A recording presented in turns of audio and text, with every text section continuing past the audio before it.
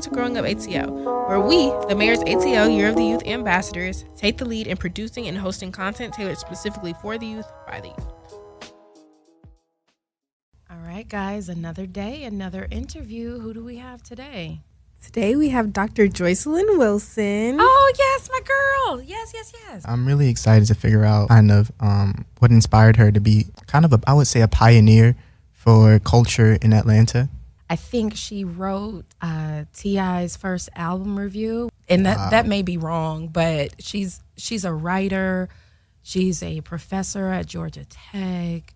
She's APS Mays High School graduate. And she writes about and teaches about all things culture. She's kind of like almost like a cultural historian for the city. So this will be cool. Are y'all ready? Yeah. Yes.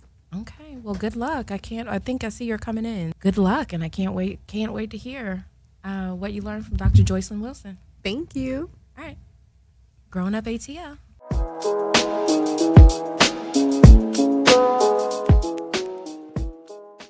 This is Growing Up ATL. I'm Ayan. I'm Kayla. And I'm Janine Lewis. Yeah, today we are here with Dr. Joycelyn Wilson, an author, writer, and added this part in myself, a pioneer for culture in Atlanta, and professor at Georgia Tech.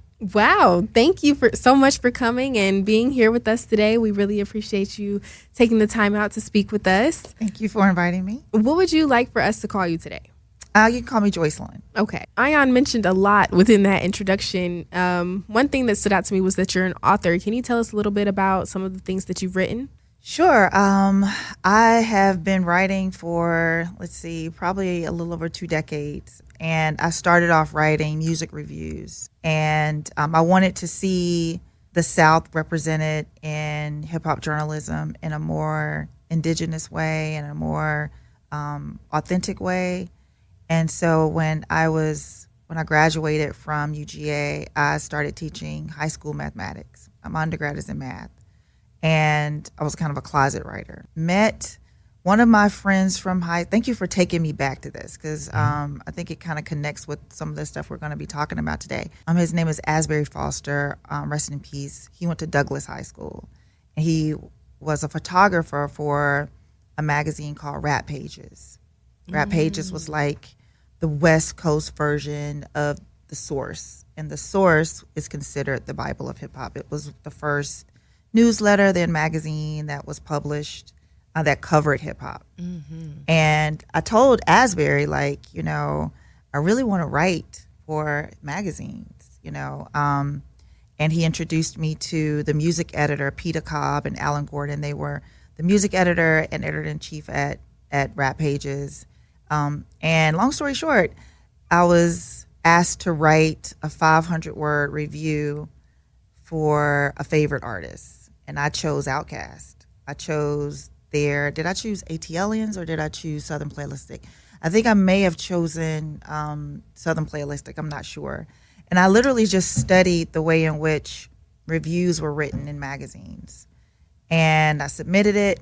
He didn't even say yes or no, this is cool. He was just like, okay, well, when you get off work, one day come down to the magazine.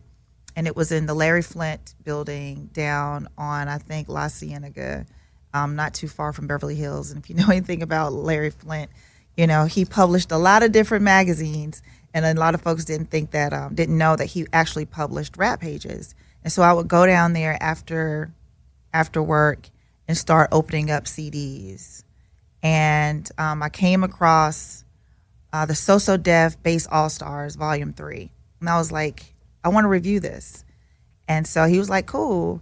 And I heard it, I reviewed it, and that was the first time I got some ink in a hip-hop magazine. And so from there, I just kept writing music reviews. Music reviews turned into mini features and cultural stories covering, I covered the last Freaknik in 1995 for them.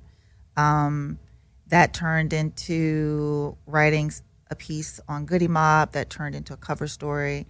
And then the last cover I wrote for them before I moved back to Atlanta was a conversation with my students. The good thing is that, my students knew that I was writing for these magazines. So it kind of helped with classroom management and just student development. They thought I was a cool teacher that was writing for the hip hop magazines.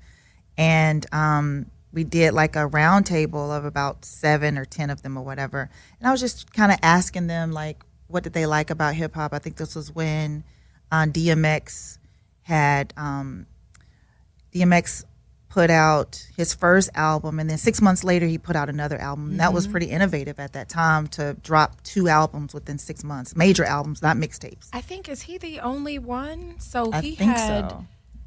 2 albums in the same year that both went platinum. Yeah, he was the first to do that. It's Dark and Hell is Hot. Yeah, It's one of my favorites. that was one of them. And then the second one. And so that was kind of like, and at the same time, Eminem was dropping his first album. So my editor was like, if you sit with your students and do this, ask them about DMX, ask them about Eminem's first album. And so that was really my first ethnographic interview with students about their love for hip hop, and doing like this intergenerational conversation with them. And Jonathan Mannion shot the cover. And so that was my first cover. And from there, I was just like, this is what I want to study. I want to teach classes that kind of bring all of these together, that brings that math side with my creative side and my writing side. And so I moved back to Atlanta and started teaching at the Lovett School. And while I was teaching there, I was still writing. I moved into writing for XXL and started just giving artists that were in the city their first out. I wrote T.I.'s first story, wrote Scrappy's first story. It was a column that was in the magazine called Show Improve. And so I just kind of kept my ear to the streets, literally, of like who was coming up next, and made a lane for myself and pitched myself as someone that was from Atlanta, that knew the music, was from the South, and could write about it in a way that didn't sound stereotypical, that could give some context. And just kind of went from there and just started publishing from there.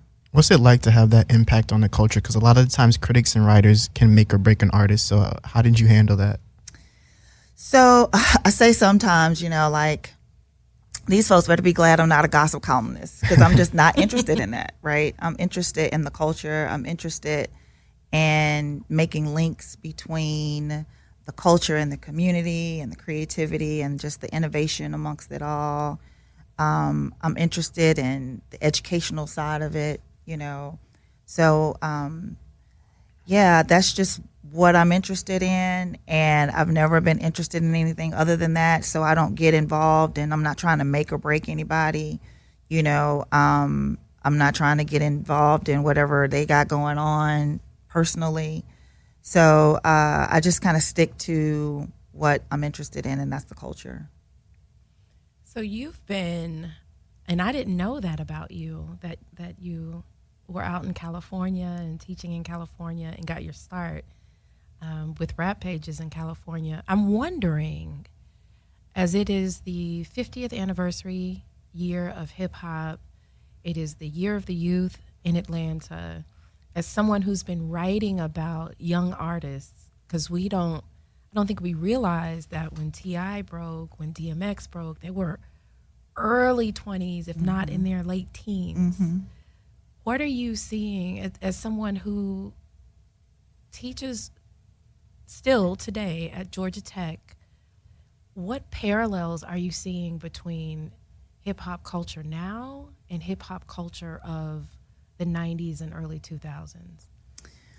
Parallels. Well, to your point, like, there are young artists. Like, I have 2 artists in my class right now. They're students who are like really on the scene and producing music and using that as a creative outlet, for school or whatever they might be going through. So to be on the other side and kind of seeing that these college students are producing their music and producing, their art and pushing it on social media, and got good followings. I don't know if you all have heard of Zaire Rouge.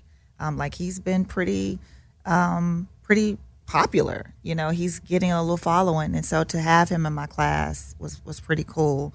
Other parallels that I'm seeing, well, I don't even know if it's a parallel, but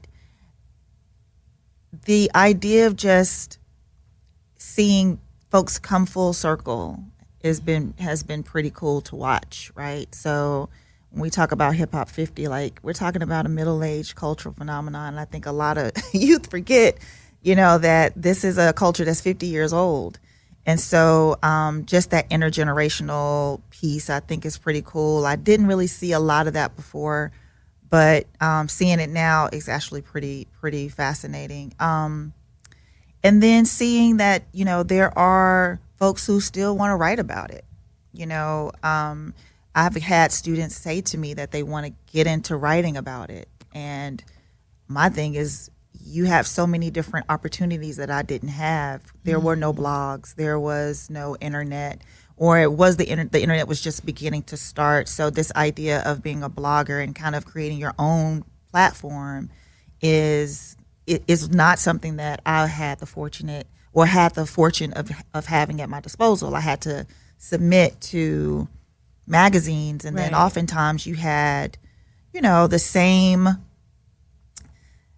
the same stronghold that New York artists have on hip hop, or want to have on hip hop, or claim to hip hop. The writers have to deal with the same thing. So a lot of times you had writers from up top coming down to the South wanting to write about the music and wanting to write about the culture. And not being of the culture. And we were like, nah, like, we're here. We can write about this in a way that they don't have the fortune of being able to talk about. So I think that's something that's really unique, is being able to have your own platforms now. So if you wanted to write a music review, you can do it, and you can publish it on your own blog, and you can send it out into the world. So those are things that I think are quite fascinating, and that I have to continue to remind my students that you really have a lot more at your disposal than you think you do to publish and put your work out there. I think this podcast is a good example of that. It is. So growing up in the 90s and the early 2000s, if you weren't in a magazine, a newspaper, or a book, there was nowhere to get your writing, to get your art really out. So that's a really great point. And if you wanted to do something like a podcast, you had to be on a radio show, right? Right. But now you can just produce it on your own and put it out into the world. Yeah. Speaking of full circle moments, we ask, and we'll get to that after, towards the end of the interview, the conversation, but we've been asking everyone who their favorite Atlanta artist is, and without even taking a tally, T.I. is first on everyone's lips. And just last week, he cut the ribbon on an affordable housing complex with the mayor. So interesting. You talk about full circle moments. You writing about him when he was in his early 20s, coming out. I don't even think he was 20 yet. Was he even in? I don't even think he had. Let me see. So if I do the math, that piece came out in 2001, I want to say. How old is that? That was 22 years ago. And T.I.'s just turning 40. He was he was barely. 18. So starting as 18, 19-year-old, first album out, you growing up in Atlanta, writing about artists who are coming out of Atlanta, and here we fast forward 20 years, and he's standing with the mayor, cutting a ribbon on an entire building of affordable housing. You started as a math teacher, writer. Now we're celebrating 50 years of hip hop, and you have tons of clips and are a treasure trove of knowledge of how the city has developed over the years. This really is a full circle moment. Yeah, I remember riding down Bankhead with Tip. He was a little guy. Like he's kind of little now, but he was like really little. He's petite. He was little, right? And he had this huge maroonish, purplish type Chevy Suburban, and we were flying down. I mean, we was just moving. And I had my little recorder. I still have that mini cassette of that conversation. And, I was like, you call yourself the king of the South. Like, what is that? And he really stood on that. And so even through his ups and downs, I'm really happy and proud to see him push through and continuing to push through, his own challenges. He is a unique artist. He's not perfect. None of us are, but he really loves this city. And he's been able to rise to all of those affirmations that he put on himself. He's manifested it. And to be there to have that interview when he couldn't really see what was going to happen on the other side. He just had affirmed it. And that was pretty dynamic. You seem to have a lot of knowledge, and you are a professor at Georgia Tech for what I would call a more unconventional course that a lot of people might not know about. So can you tell us about what you teach? Yeah, sure. I came to Georgia Tech in 2016, 2017 as a visiting professor. At the time, I was a full-time professor, faculty member at Virginia Tech, and was ready to come home. And I was hired to start a Black Media Studies minor, myself and my colleague, Susanna Morris. And we came as fellows, and we really were beginning to just carve out a space in academia that was starting around Black media arts and cultural studies. There's one at Yale, and there's one, I think, at Indiana, and now Stanford has one. And so part of those courses were on communication and culture, hip-hop studies, social media, Afrofuturism, social media, just really looking at the ways in which media making and Blackness intersect. And in a city like Atlanta, where we have a music and film industry, there's a technology industry here, we felt like even the Institute felt like there needed to be a structured, centered set of courses that students can take that could supplement and augment whatever their major is. And that became the Black Media Studies minor. So students can, if you're a business major, if you are an industrial design major, if you are a media and communications major, then you can pair this minor with your major depending on what your aspirations are. So say you want to come into the podcasting space, you want to executive produce them, you want to not only create them but also executive produce them, then your business background paired with this minor can give you a program of study that can help you hone that.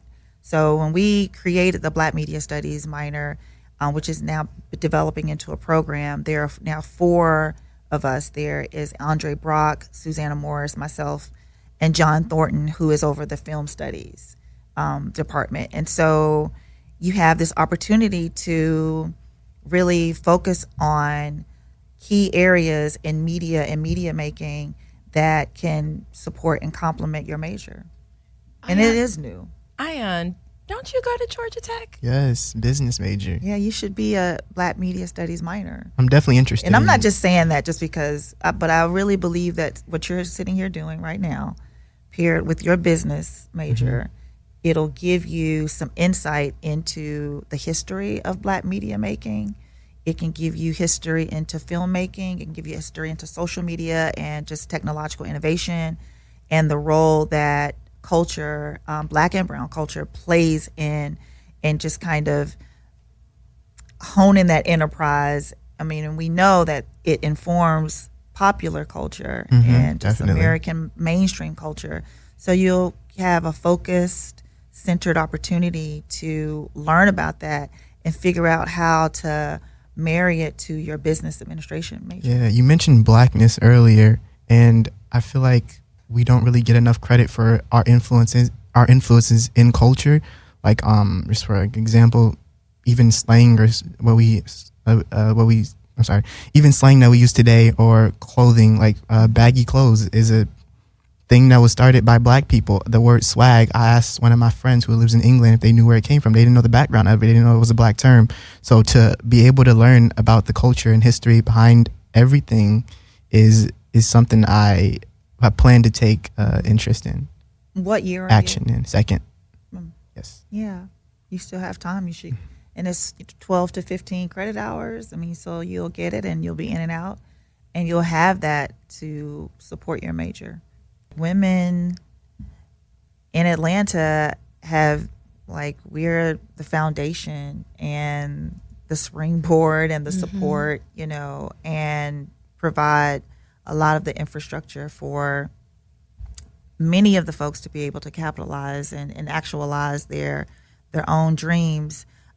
As it relates to hip hop, I think that Atlanta shows us that women in hip hop are not just rappers. I think as the culture begins to become even more dynamic, what we're seeing is the way in which we're talking about and expanding the way in which we define women in hip hop. There are women who are stylists. There are women who create content. There are women who are at the city.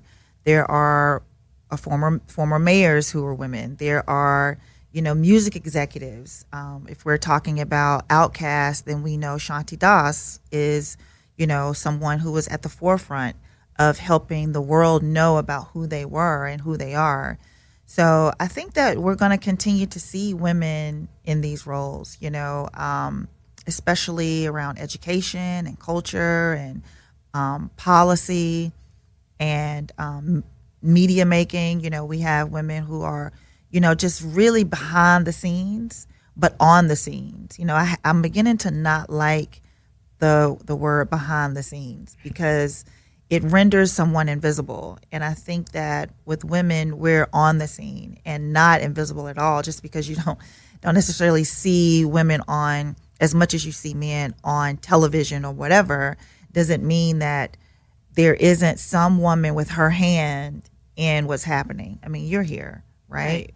And so I think that it's important for us to just kind of celebrate that and think about women of the culture beyond those who are making the culture, but also creating opportunities for others to make the culture, whether that's as an executive producer or whether that is as a director. You know, there are women who are coders, right, and creating scripts. So I think all of that is really important. And when we talk about Atlanta's history, women are right there at the forefront of that. I mean, if we talk about, there's a woman by the name of, you know, Bunny Jackson Ransom, you know, who was married to Maynard Jackson. A lot of people think about her as the former mayor's wife or former mayor's ex-wife, but she's not. She's so much more. Folks forget that she managed the SOS Band, that she managed Cameo, that she managed Brick, that she managed a lot of these artists. She was huge in public relations and music management. And I believe folks like Ethiopia Hoptamariam and Shanti Das, they stand on her shoulder, right? Her shoulders. And so I think it's important that we elevate those folks as we talk about the history, not just of Atlanta culture, but also the women who are here.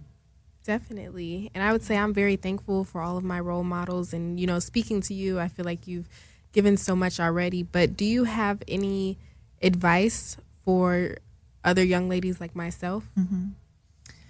Listen to your gut. A lot of these decisions are made from the gut. You know, no one could have told me that I would have a math degree and end up pivoting to educational anthropology and teaching about culture and Black media and hip hop and doing some of the things that I've been doing. So just because you've never seen it done before doesn't mean that it can't be. And if I had listened to folks saying, you know, what is it that you really do? There was a period in my life, like, I was like, what is it that you do?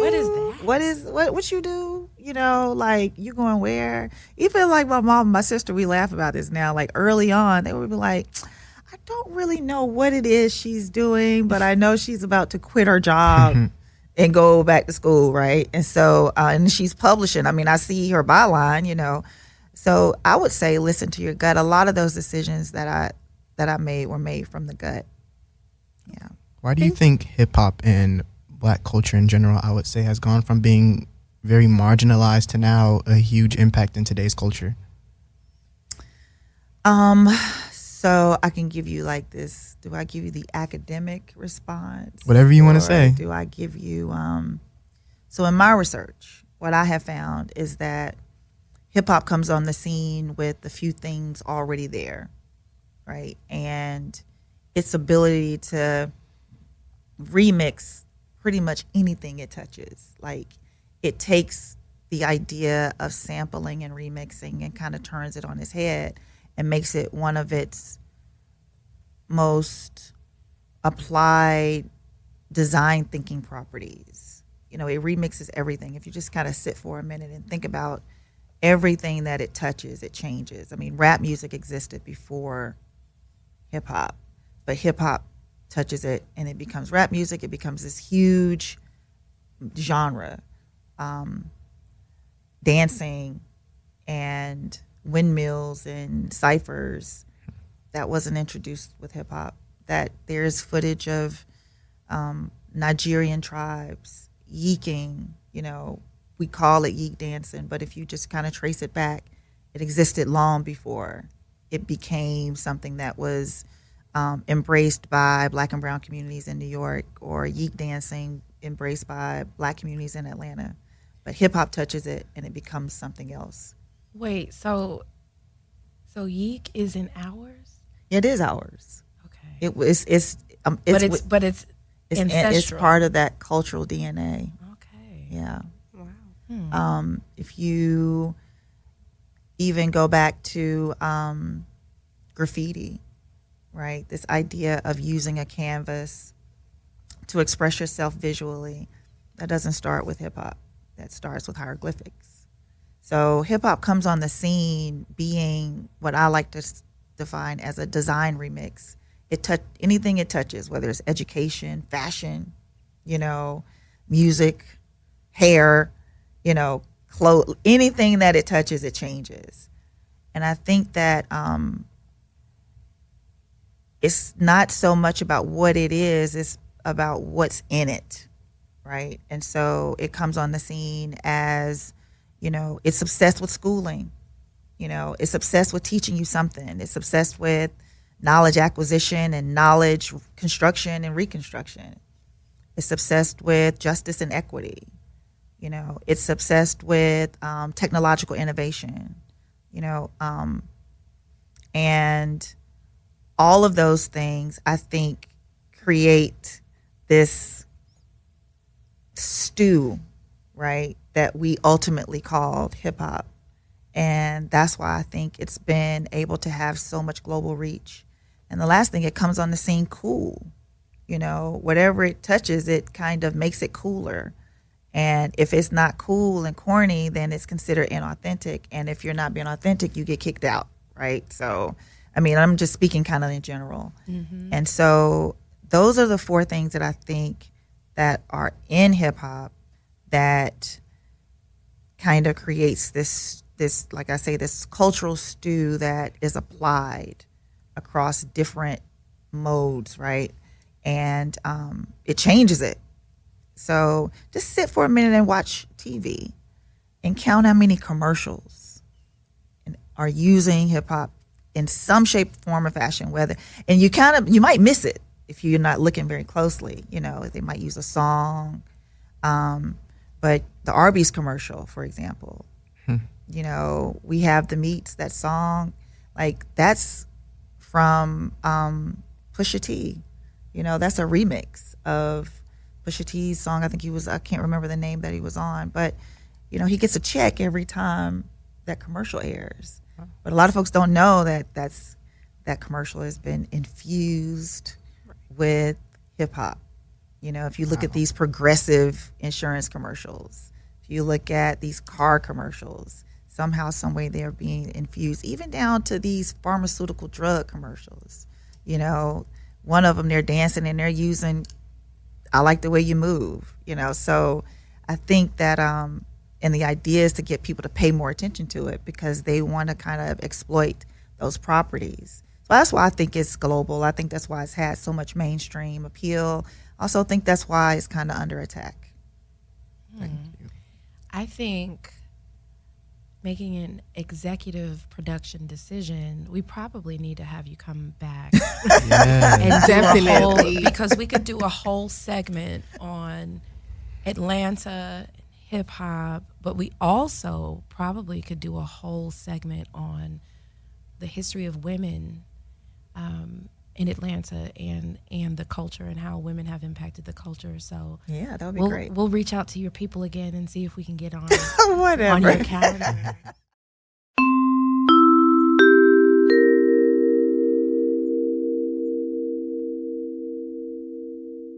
And I kind of want to know a little bit more about you. So who is your favorite Atlanta artist? Oh, that depends on the day. No pressure, Dr. Joycelyn. I mean, today I'm liking Andre 3000 because I just like how he continues to take these creative risks. You know, like no one started singing until The Love Below. Think about it. I mean, a whole album. I mean, we would have Ja Rule. He would sing a here and there, but a whole album of singing and rapping. But we got speaker box with it. We have speaker box with it, of course. But what I'm saying is like the risk that he took in The Love Below to not only talk about love, but then to sing about it. We don't get 808s and Heartbreaks until after that. We don't get Drake until after that. So he gives this space. He's like the first one out the window. So are you thinking we're going to have more woodwind inspired albums? I think that we're going to have more artists taking risks around learning instruments and putting out albums that might show what they've learned, or we're going to see Andre as a featured artist or a producer maybe on music.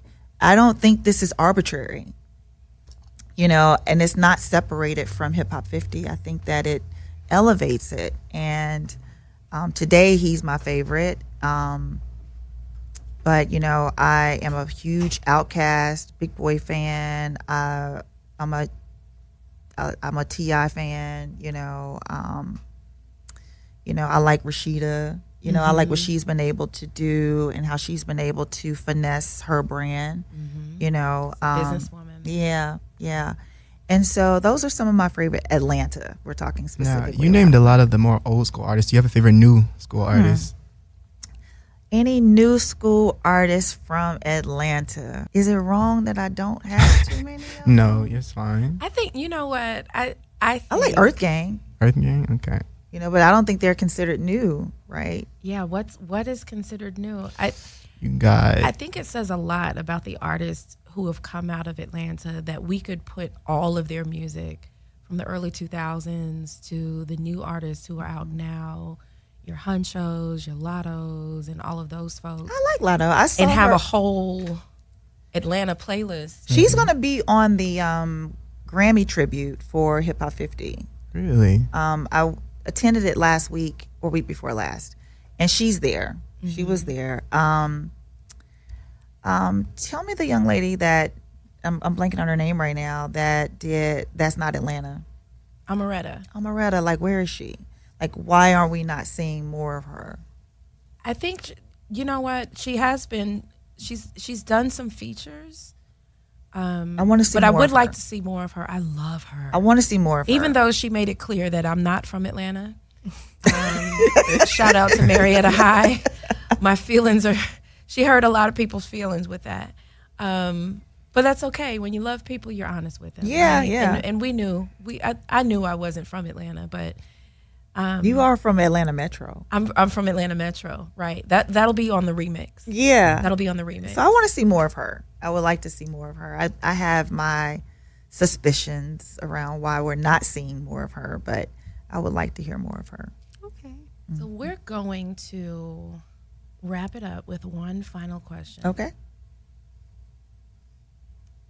One meal, one Atlanta-based Restaurant. place. Where are you eating and what are you ordering? Oh. You Let got me see. one shot.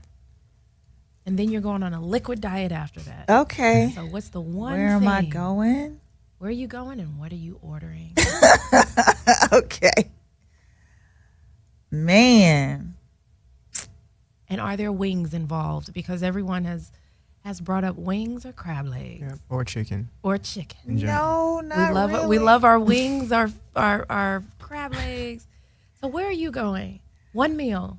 Here come my Mayors bougie that's about to come out. Uh-oh. I'm going to Houston's. Okay. I'm going to And what are- Houston's. I'm spinach- sitting at the spinach bar, and I get their red snapper, their Cajun red snapper, Ooh, I love red snapper.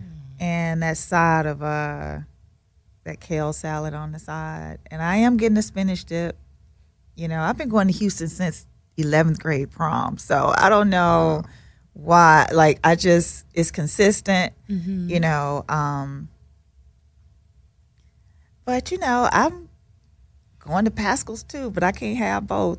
So y'all asked me to choose one, and I'm just trying to think about where I've been ending up here lately. For the sake of the theme, we'll go with Pascal. Okay. But we all know when But you know, Houston I'm has going some, to the Houston's Houston's on had some Peachtree, problems though. over the I'm going to the Black Houston's. You know what? I think it's time. This is an all-inclusive Growing Up ATL. We're going to the Black Houston's on Peachtree, and across from Benihana, our previous guest. You know, during lunchtime. I work, and we are going to wrap this up because our engineer is giving us the signal. Our producers are giving us the signals. It's time to wrap it up, but I will say, I worked at the TGI Fridays that used to be on Peachtree near Benihana when I was interning at LaFace Records. And I remember that TGI Friday. That was everybody came. Now it's a through fresh there. market, I think. It's a fresh market now, but it used to be a TGI Fridays. That Benihana has been there forever. If only the hibachi grills could talk. Been there forever. A lot of little onion volcanoes. Well, thank you, Dr. Joycelyn Wilson, for joining us today. I feel like you definitely need to come back. You have so much knowledge to spread. Oh, thank and I you. hope to get into your course so I can learn a bit more. Hey, I'll get you in there. Just you know, the thing that I would say also is following up. You know, like you got to follow up. You know, I think a lot of times young folks, like, you think that people don't want to hear back from you. But, yeah, when somebody gives you their number or says, holla at me, follow up and make sure you do so. So I'll be looking to hear from you, and I'll be looking to hear from you too. Thank you. Yeah. We appreciate having you, and we hope to see you back soon. Yes. Yeah, thank you. Thank you. This is Growing Up ATL.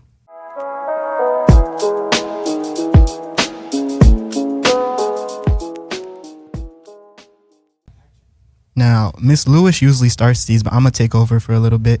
Oh, Miss Joycelyn Wilson, first off, just wow. That was an incredible conversation. Dr. Joycelyn. Dr. Joycelyn Wilson. How was that? I Great. stepped out for a minute. Once I came back in, you guys were talking about updating your majors and all kinds of stuff. So Yeah. tell me about that. How was that interview with Dr. Joycelyn Oh Wilson? my God.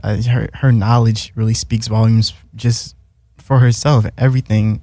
I feel like there's so much to learn from her, and I don't even feel like we started, to be honest with you. I want to continue, which is why I'm interested in taking her course. So I've known Dr. Joycelyn for a really long time, since I interned at a music label here in Atlanta, and I had the pleasure of speaking to her classroom several years ago, probably about 5 years ago, honestly, and to see the makeup of her classroom and to understand exactly how much teaching and forming for some of the students that are in her class. They are not familiar with hip hop at all. This is the first city that they've come that, even has a makeup as, to be candid, black as this Atlanta is. So I realized how enthralled those students were in that conversation. What she's doing is really important work, and you guys only reach the surface of what she does and the extent of her knowledge and just her understanding of a cultural figure here in Atlanta. So I wasn't in the conversation, but it was really cool to listen back and hear exactly what she touched on and how you guys were able to blend the conversations together. Right. I felt like I learned a lot from her, and I would really love for her to come back and hear a part 2 of it. She was very insightful. I feel like, especially when she started talking about women in Atlanta and her experience here. She is a wealth of knowledge. Yes. I actually met her before the pandemic. She was speaking at the TEDx Call Your Heights, and she is just. I agree. We've got to bring her back. Definitely. She probably could do an entire series on different topics. When she started speaking about Mrs. Jackson and in her career, we know her as Maynard Jackson's spouse at one time, but had no idea that she was in communications and working in entertainment and broadcasting and things like that. So, or public relations, I think she said. So, yeah, Dr. Joycelyn is a wealth of knowledge. So I thought it was interesting that her favorite restaurant was Houston's. Yeah. We expect people to say those Atlanta staples, but what stood out for me was her first time going to Houston's. I think she said it was for prom or something like that. For her prom. Yeah.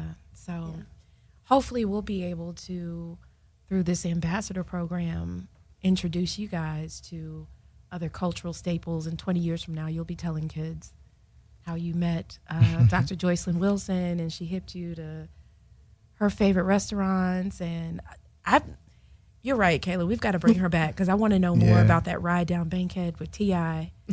as a 19-year-old and the fact that she started writing before hip-hop journalism was a thing, in Atlanta at least. Yeah. So, Kirsten, you've been a huge support with identifying the right people for the podcast. As the creative director for Year of the Youth, I have to say I'm excited about the interviews that we have coming up, and I can't wait for people to hear what we've captured. Yeah, they've all been so good, and for the guests that I've known to come, I feel like the perspective is a little bit different, and to just see you all spark a twinkle in their eye, and for you all to be hosting such great conversations and bringing some questions out that they typically don't get asked. I think that's been a beautiful part of this project, this podcasting project. So we thought it was going to be one small thing, and now we're competing with NPR. So I love that for us. We are, and they say we influence everything, and the mayor wants to ensure that Atlanta is the best place to raise a child. So Growing Up ATL is at that crossroads for young people who are trying to figure out what their next step is. And I don't know, but I think Ayan, Kayla, I'm hoping broadcast journalism is in your future. Definitely thinking about it. Well, this was a great episode of Growing Up ATL. We'll see you guys soon.